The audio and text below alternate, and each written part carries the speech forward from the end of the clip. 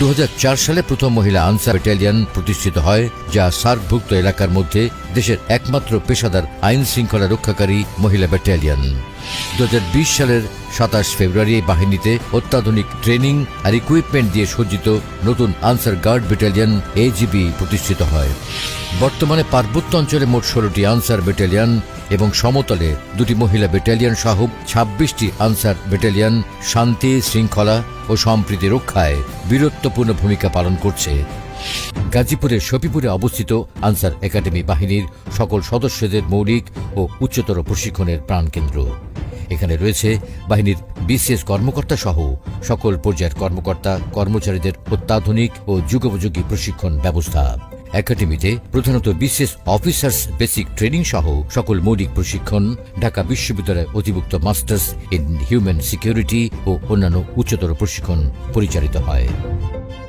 প্রশিক্ষণে ড্রিল, শৃঙ্খলা, অস্ত্র চালনা, যুদ্ধ কৌশল, মাঠ কৌশল, আর্থসামাজিক উন্নয়ন ইত্যাদি বিষয়ে জ্ঞানার্জনের মাধ্যমে প্রতিটি সৈনিক হয়ে ওঠে শারীরিক ও মানসিকভাবে সক্ষম, অর্জন করে নৈতিক ও মানবিক গুণাবলীর সমন্বয়ে গতিশীল নেতৃত্ব এবং পেশাগত দায়িত্বশীলতা, দক্ষতা অর্জন করে হালকা ও ভারী অস্ত্র পরিচালনায়।